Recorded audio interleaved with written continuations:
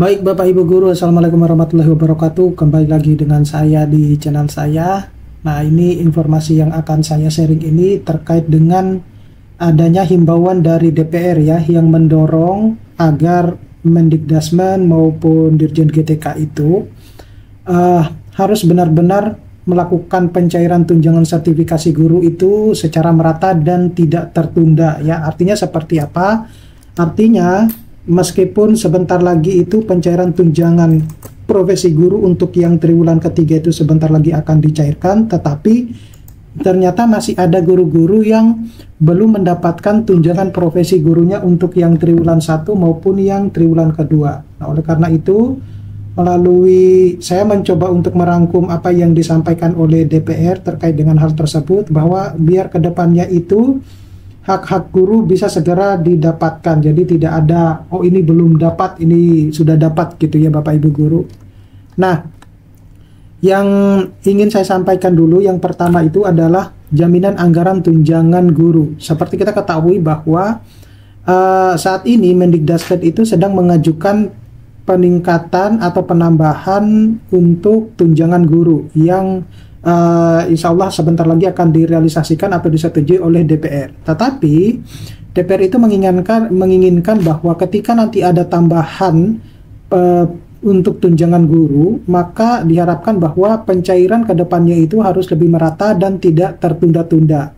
Biar nanti teman-teman guru yang ingin mendapatkan tunjangan profesi guru yang triwulan 1 dan triwulan kedua itu bisa segera mereka dapatkan gitu. Jadi tidak ada, pertama ya, tidak ada pemotongan anggaran tunjangan guru yang mungkin selama ini Bapak Ibu Guru dengar ya.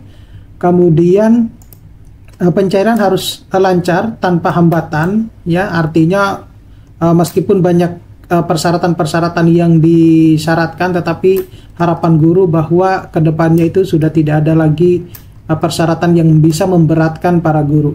Kemudian tunjangan ini berlaku untuk guru sertifikasi maupun yang non sertifikasi, sedangkan untuk yang honorer itu tunjangannya berbeda lagi Bapak Ibu Guru ya.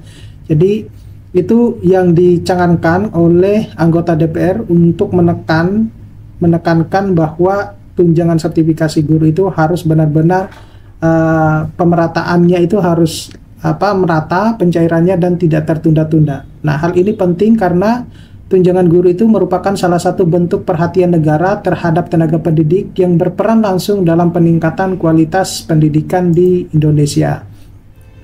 Nah, berikutnya itu adalah berkaitan dengan program prioritas nasional atau pendidikan ya, atau yang disebut dengan PIP.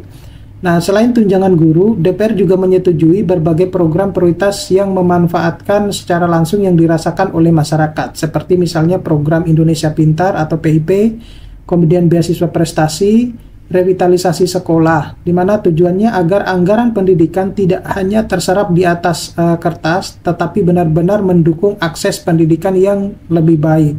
Seperti itu. Selanjutnya itu adalah dorongan fraksi ya. Salah satunya yang paling menyuarakan itu adalah fraksi PKS di waktu itu, di mana fraksi PKS menyampaikan beberapa poin penting. Yang pertama itu menekankan amanah konstitusi pasal 31 ayat 2 Undang-Undang 1945 bahwa pendidikan dasar wajib dan pemerintah wajib membiayainya gitu ya. Tapi sayangnya tidak ada sekolah yang gratis Bapak Ibu ya di Indonesia itu.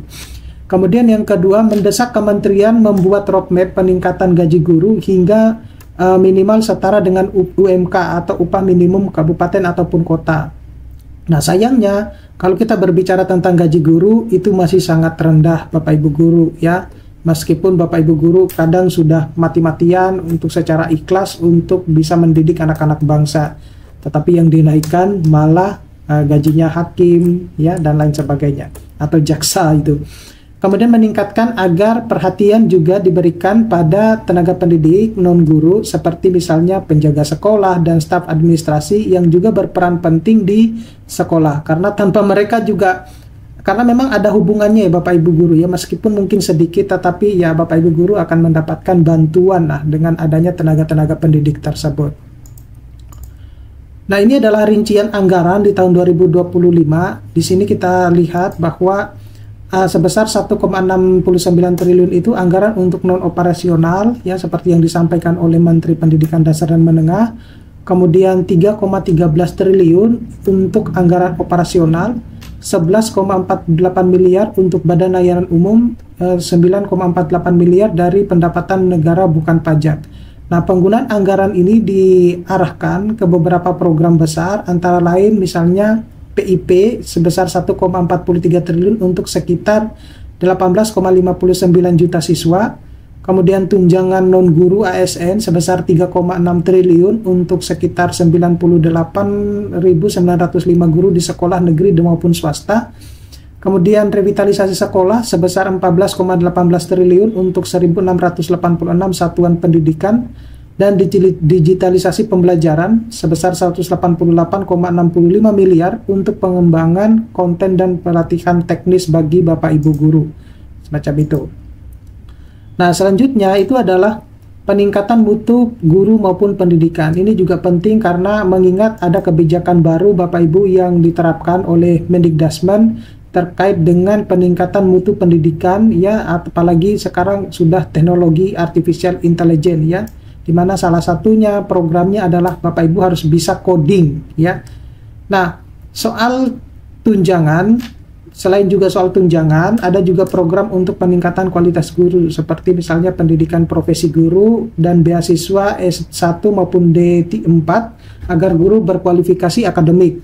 Kemudian sertifikasi kompetensi guru, kemudian tes kemampuan akademik atau TKA, dan penguatan bahasa ya, seperti misalnya pelestarian bahasa daerah, pemartabatan bahasa Indonesia, dan literasi melalui buku bacaan bermutu. Nah, khusus untuk pelestarian bahasa daerah ini memang belum begitu banyak ya Bapak Ibu guru ya, mungkin baru kalau yang yang banyak familiar itu adalah mungkin bahasa Jawa gitu ya, atau bahasa yang lain, tapi masih banyak bahasa-bahasa yang daerah yang lain itu yang perlu harus dilestarikan. Selanjutnya itu adalah usulan tambahan anggaran. Ini yang diusulkan oleh Mendikdasmen terkait dengan peningkatan tunjangan profesi guru. Jadi masih banyak tantangan ya terkait dengan ini. Oleh karena itu Mendikdasmen mengajukan tambahan anggaran yang cukup besar dengan alasan satu, peningkatan satuan biaya PIP untuk SD sampai SMP serta perluasan ke tingkat TK. Kemudian ada peningkatan insentif bagi guru non-ASN dari 300.000 menjadi 500.000 per bulan ya. Kemudian perbaikan sekolah rusak ini atau terdampak bencana, percepatan digitalisasi pembelajaran termasuk STEM, kemudian ada penguatan pendidikan vokasi agar lulusan lebih siap kerja, dan pendidikan inklusif dan layanan khusus agar semua anak termasuk difabel bisa bersekolah. Nah, ini proyeksi anggaran di tahun 2026 yaitu 150,7 triliun itu untuk DAK ya, atau dana alokasi khusus non fisik di bidang di semua bidang, dengan 130,8 triliun itu untuk pendidikan.